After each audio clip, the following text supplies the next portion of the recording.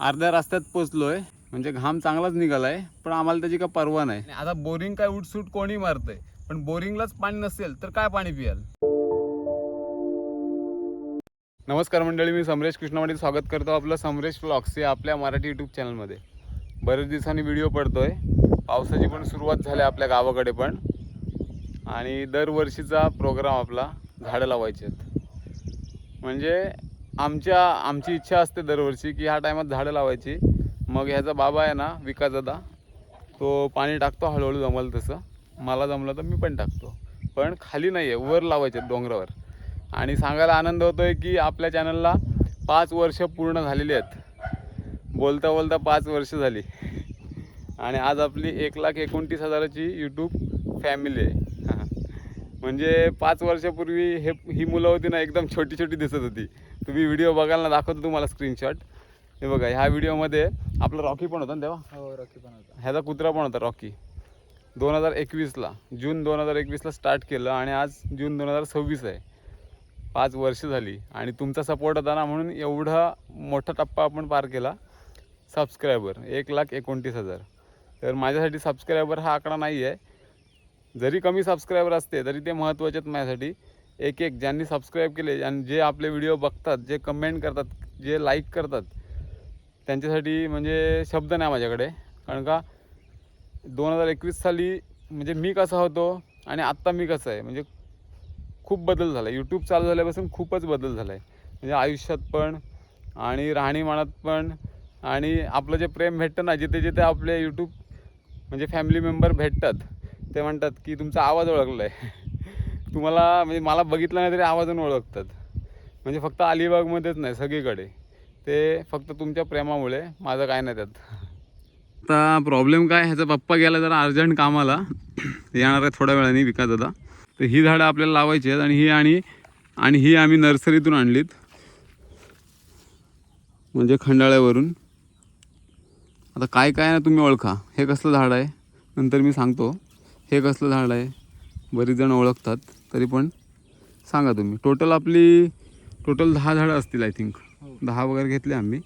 रिठ्ठा पाहिजे होता, मग रिठ्ठा भेटलाच नाही रे. बरेचकडं बघितलं आम्ही. समोरचं घर कसं दिसतंय बघा. हां, बिना पाण्याचं जगतो. आपला ऋषिकेश पाटील आहे ना, त्याचं घर आहे, जो आर्मीमधून रिटायर झाला ना, त्याचं. काय सुंदर वाटतंय बघा. म्हणजे वॉलपेपरमध्ये दिसतं त्याप्रमाणे घर दिसतंय मला आत्ता. समोर मस्त आहे की झाडी आहे, आपली टेकडी आहे. काय वातावरण आहे बघा आपल्या गावाचं. पूर्ण बघ, चौलचं दत्ताचं मंदिर पण दिसते, बघितलंस.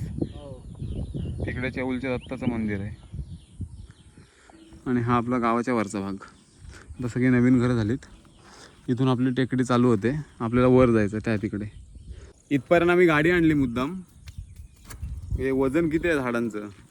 आता विदेश पण होता, तर विदेश बोलतो मी येतो. विकासदा बोलला पुढे जा तुम्ही. त्याने आता छोटी पिशवी घेतलेली आणि पारही घेते, आणि मी ही झाडं घेतो. चला. थोडंसं वरती गेलो आणि हातातून पिशवी सटकली. खूप जळ आहे, वर न्यायचं आहे. सुंदर माझं गाव. डोंगरावरून हा व्ह्यू आहे. अर्ध्या रस्त्यात पोचलोय. विकासाचा फोन आला की ऑन द वे आहे, तो चालत येतोय. आणि इथे एकदम नीरव शांतता आहे.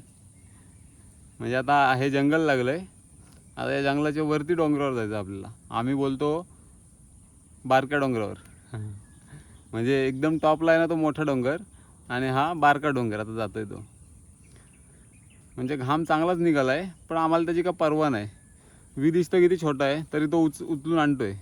पारं आणि पिशवी, त्याला अर्धी पिशवी दिली आहे, आणि मी जास्त झाडांची पिशवी घेतली. विकासच येतोय आणि मी आत्ता बसलो ना, ती जागा एकदम शांत आहे. कसला आवाज नाही, काय नाही, फक्त समुद्राचा आवाज येतो मला. समोर समुद्र आहे आपला, अरबी समुद्र अलिबागचा. हे बघा, तुम्हाला पण पक्ष्यांचा आवाज येईल.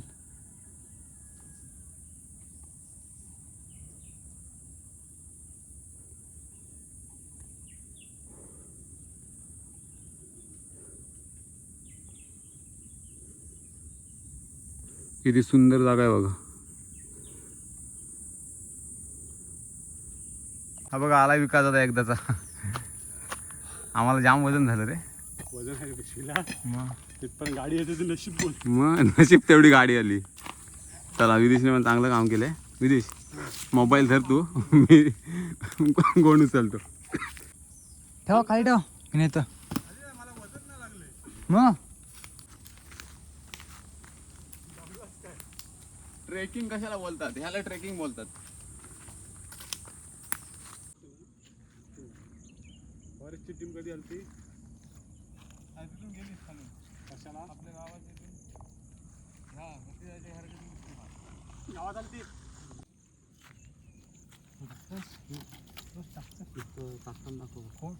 हा बघा विकासच आला आता आपल्या काय बोलतात लोकेशनवर. समोर दिसतंय विदेश, ते दाखव. समोर दिसतोय आपला अरबी समुद्र. बघा लाटांचा आवाज येतो इथे. समोर खाडी आहे, अक्षीची खाडी.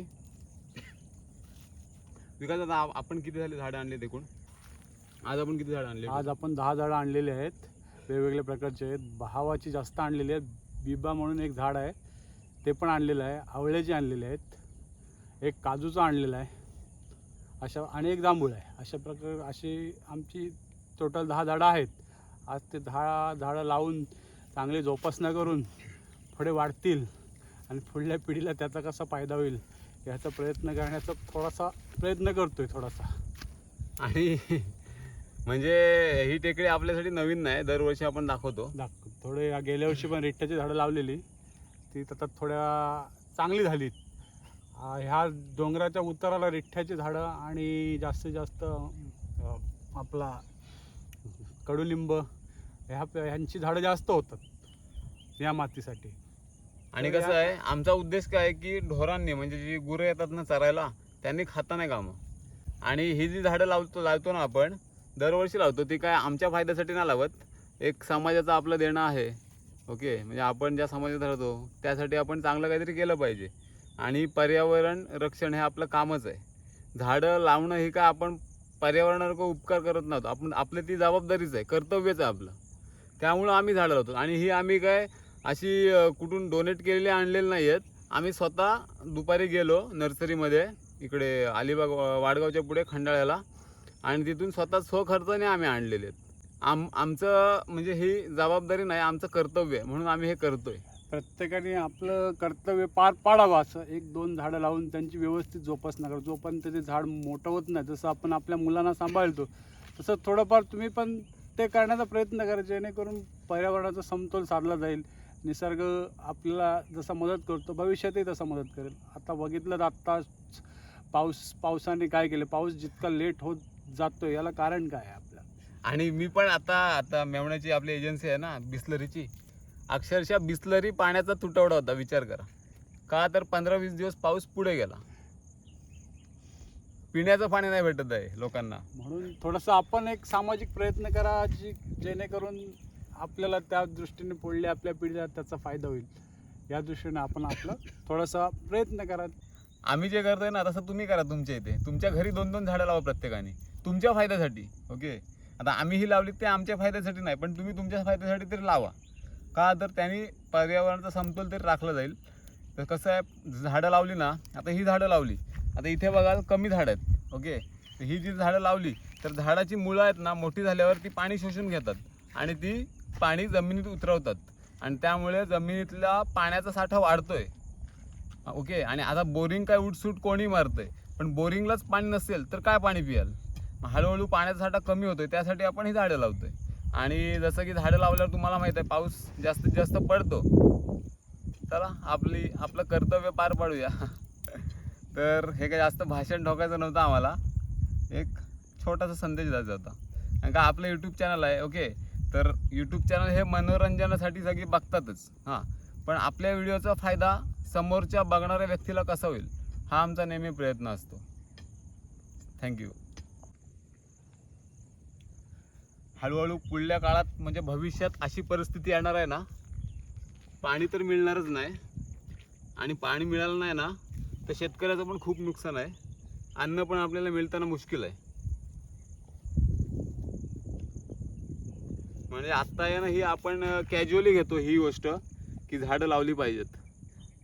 जेव्हा आपण बोलतो ना गळ्याशी येईल ना तेव्हा समजेल माणसाला. ठेवलेच ना तरी चालतं. जास्त काही हे नको करायला त्याला. मी काय टाकले त्यांनी काय रे हे काय टाकले खत आहे काय काय चरचरीत दिसतं ते.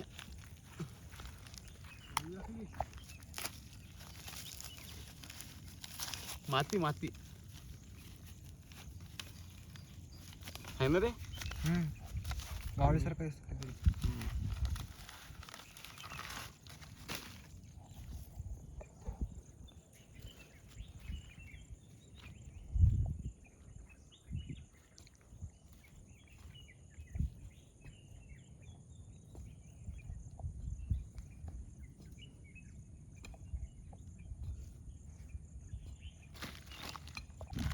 आणि आता प्रॉब्लेम काय झाला माहित आहे.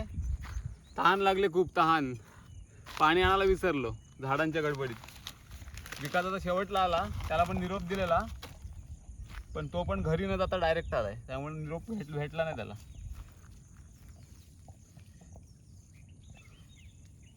किती लागली झडपट लागली. हो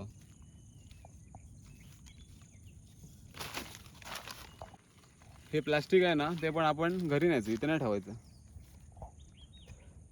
आणि आम्ही हे शायनिंग मारायसाठी करत नाही आणि आम्ही हे शोबाजीसाठी वगैरे करत नाही. ओके. आणि व्हिडिओ केला म्हणजे कसं एक जनजागृतीसाठी आपण व्हिडिओ करतो.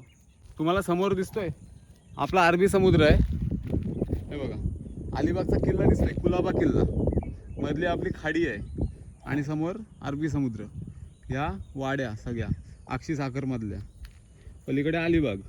एवढं सुंदर निसर्ग आहे आपला अलिबागचा. त्याला आपला जोपासला पाहिजेच. पक्ष्यांचा आवाज येतोय. आता हे पक्षी काय आहेत माहित आहे झाड आहेत म्हणून. म्हणजे आम्ही आहे ना म्हणजे कामाचा वगैरे स्ट्रेस असेल ना इकडे येऊन बसतो गप्प. कमीत कमी 1-2 तास बसलो ना एकदम रिलॅक्स होतं माइंड. कोणाची कटकट नाही कोणाचा आवाज नाही मस्त निसर्गरम्य वातावरण. आणि हे शहरामध्ये पैसे भरून पण भेटत नाही.